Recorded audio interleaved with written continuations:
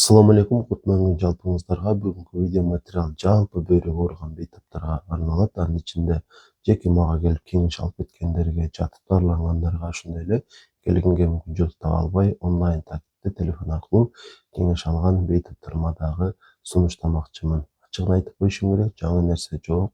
Себеби сиздерге дайыма жаңы маалыматтарды сунуштоо деле анчалык жеңил нерсе эмес. Албетте эми бул нерседен токтобойбуз, жаңы маалыматтарды бергенге ар дайым дилгирленебиз, умтулабыз.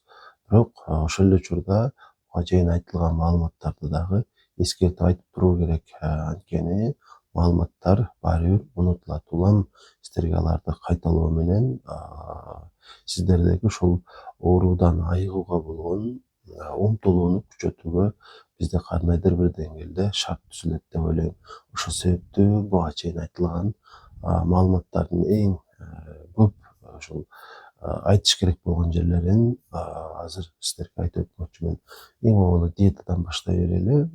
Албетте ар бир оорунун өзүнүн диетасы бар. Ошол себептүү сиз кайсы оору менен оорусаңыз, мисалы ашказаныңыз ооруйбу, же давлениеңиз барбы, же кант диабети, сизде ошол өзүңүздүн ооруңуздун диетасы кандай экендигин билип коюшуңуз шарт.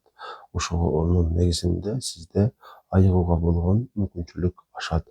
Анан ушул орунда так кесе айтып коюш керек, бөйрөк оорусунда ушул кылына турган диета бул ар бир эле бөйрөк ооруган адамга сунуштала бербейт. Айталы, сиздин бөйрөгүңүздө таш бар дейли, жана сиздин ошол кан анализдериңиздер айрыкча бөйрөктүкү жакшы эле чыгып жатат. Анда сизге эч кандай диета сунушталбайт. Каалагандай тамактана бересиз. Албетте зыяндуу азыктарды жебеген жакшы. Ошондой эле мисалы сиздин өнөкөт пиелонефритиңиз бар жана сиз качандыр дарылангансыз. Анын анализдери жакшы эле чыгып жатат. Анда дагы сизге дагы эч кандай диета сунушталбайт. Бөйрөктүн бир канча диагноздору бар. Жана алардын көпчүлүгү коопсуз. Кээ бир гана оорулар ушул сиздин өмүрүңүзгө бир аз болсо дагы коркунуч жаратпаса, негизинен көпчүлүк оорулар эч убакта бизге коркунуч алып келбейт. Эми кимдер диета кылыш керек? Эки түрдүү бейтаптарга дайыма диета кылуу сунушу берилет. Биринчиси саарасынан белок чыгып жаткандар. Албетте эми кээде азыраак чыгып калат, 100-150 мл чейин белок чыккан болсо эч нерсе эмес. Болгону улам анализ тапшырып, бөйрөктүн абалын билип туруш керек болот. Жана зыяндуу факторлордон сакталыш керек болот. Бирок белок 300-400 мл ары чыкса, 500 чыкса, 1000 чыкса, сиздерге сөзсүз түрдө диета кармоо сунушталат. Диета кандай экендигин алдыда сиздерге айтып өтөмүн. Бул биринчиси болду. Экинчиси болсо, сиздин ушул кан анализиңизден креатинин, мочевина, мочевая кислота ушул үчөөсү ашыкча чыгып жатса дагы сөзсүз түрдө бөйрөктүн диетасын кармоо сунушу берилет. Анткени сиздин бөйрөгүңүз нормада иштеп жаткан жок. Балким 80%, балким 60%, балким андан дагы начар иштеп жатса керек. Сизге сөзсүз түрдө бөйрөктүн сакталып калган функциясын сактоого болгон умтулуу күчтүү болуш керек. Ошондо Кудайым буйрса сизде бардыгы сонун болот. Албетте бөйрөктүн дарылоо бул бир гана диета менен эмес, бирок ушул өзүңүз жасай ала турган нерсени дагы аткарып айтчу болсоңуз, анда дарылануунун деле пайдасы болбошу ыктымал. Андыктан диетаны сөзсүз түрдө сактайбыз.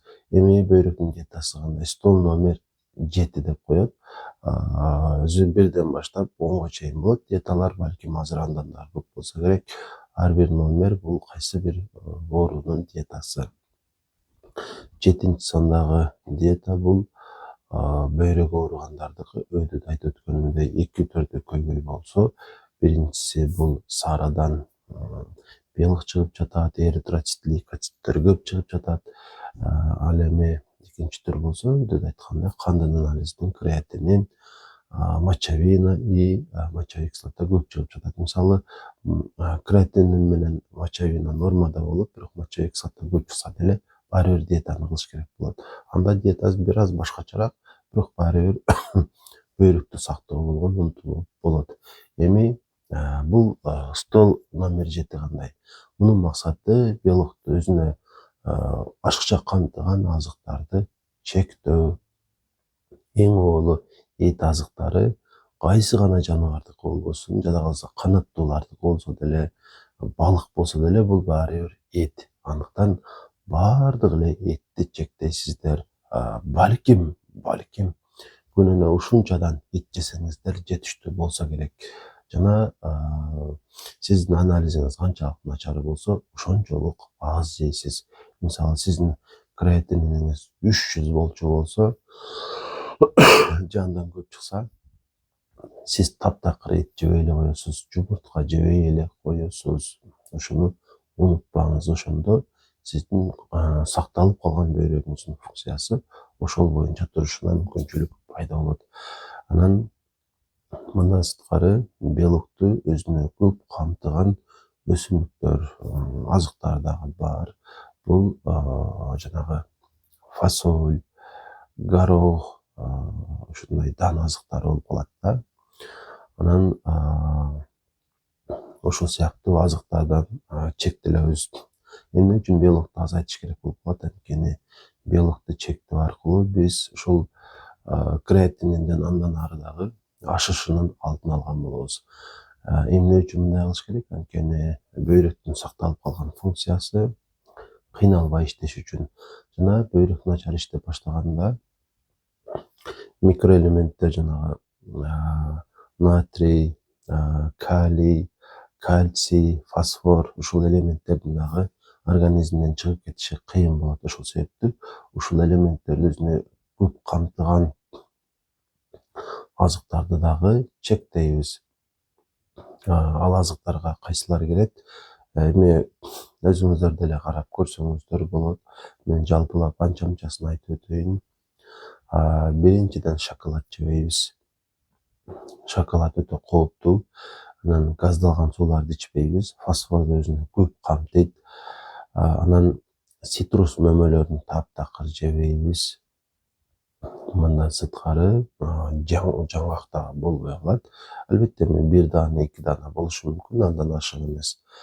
Жана ошондой эле сүт азыктарынан творог и сыр болбойт. Сыр таптакыр жебеш керек. Ушул азыктардан колдон келишинче чектелесиздер. Анан кандай тамактарды жесе болот? Адатта үйдө жеген тамак аштарды жей бересиздер. Болгону тамактын түрүн өзгөртүш керек да. Дегеним, күндө эле куурулган тамак жей бербей, бүгүн куурулган тамак болду, эртең башкачараак тамак кылыш керек. Ошентип рационуңуздарды байытасыздар. Салатты көбүрөөк жеш керек. Ар бир тамакка салат кошуп жеңиздер. Өзгөчө ушул бадырың, капуста, брокколи эң коопсуз нерселер. Ушуларды көбүрөөк жегенге далалат кылуу шарт. Сабыз жесеңиздер болот. Анан сабызды, пиязды бири-бирине кошуп туураттуу менен кууруп жесеңиздер болот. Буга чейин айтып эле жүрөм. Жана ар бир эле бейтаапка айтам, ушул мочевина көбөйгөн болсо, ушуну азайтууга болот. Креатинди азайтыш мүшкүл, бирок мочевинаны азайтса болот. Анан көпчүлүк адамдар мочевинага көңүл бура беришпейт. Чындыгында креатинин көбөйгөнүнөн дагы мочевинанын көбөйгөнү кооптуураак. Ошон үчүн мочевинаны бир темпте сактоо керек. Ал үчүн койдун куйругун бышырып жеп туруш керек. Күндө болбосо дагы бир жумада бир жолдан жеп турсаңыздар, эт кошпогон шартта ушул дагы мочевинаны азайтууга жардам берет.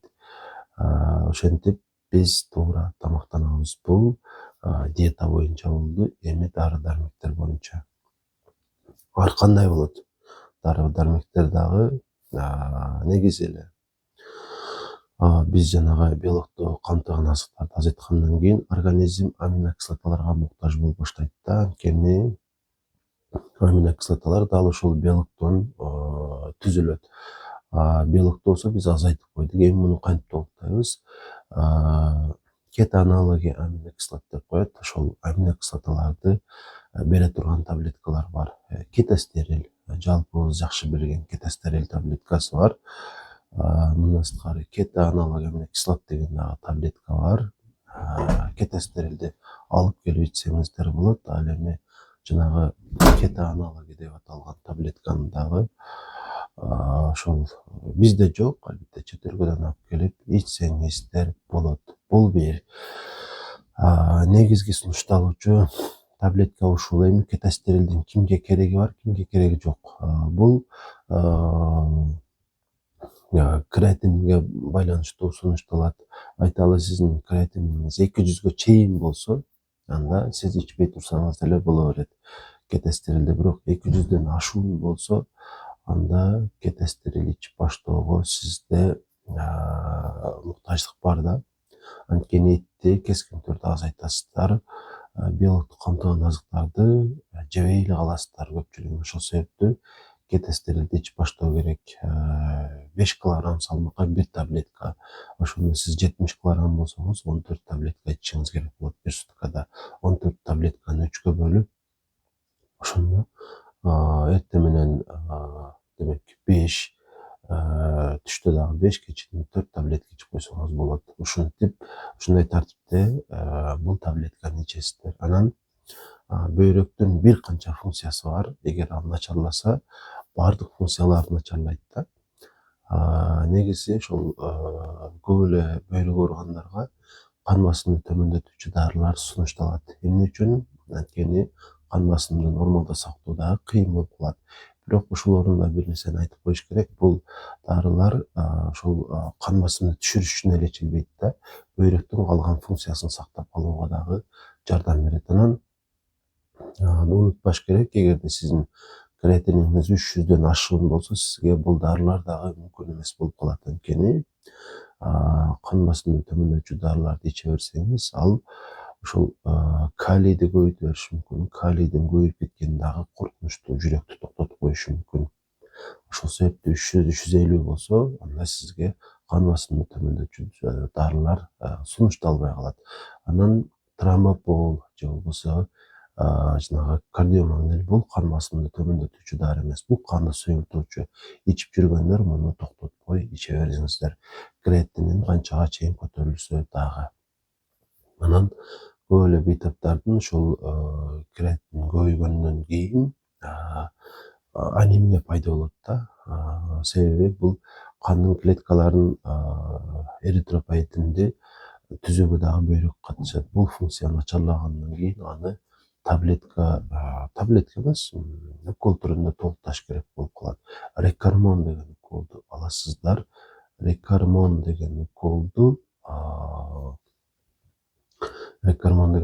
бул врачтын сунушу менен белгилүү бир убакытка чейин алып койсоңуздар жакшы болот. Гемоглобинди жок дегенде 100гө жеткирип алып, андан токтотуп, кайсыдыр бир убакыттан кийин кайра алып турсаңыздар жакшы болот. Бул дагы сиздер үчүн өтө пайдалуу. Анан кара чай ичпей турасыздар, убактылуу кара чайды. Ошол ар бир эле бөйрөк ооруган бейтапка мен сунуштабайт элем. Анткени ал анемияны да бетер күчөтүшү мүмкүн. Анан тамакты азырактан жейсиздер. Кечки тамакты бир аз эртелетип койсоңуздар жакшы болот. Ашыкча салмактагы нерселерди, жүктөрдү көтөрбөйсүздөр. 5-6 килограммдан ашык. Аял киши болсоңуз 2-3 килограммдан ашык эле жүк көтөрбөй коесуздар. Негизи айта берсе сунуштар өтө эле көп. Ушуларга көңүл буруп, азыр айтып өткөндөргө ушул айтылган сунуштарды аткарып жүрүңүздөр. Кудайым буюрса, организмдин мүмкүнчүлүгү өтө көп. Сиздин креатиниңиз канча болсо деле, Кудайым буюрса, өмүрүңүздөр узун болот. Канчалык айтылган тартипке көнүп, ошол боюнча жашоочу болсоңуздар, ошончолук сиздердин мүмкүнчүлүгүңүздөр артат. Кудайым сиздерге ушул сыноодо берди, сыноодон татыктуу өтүңүздөр демекчимин.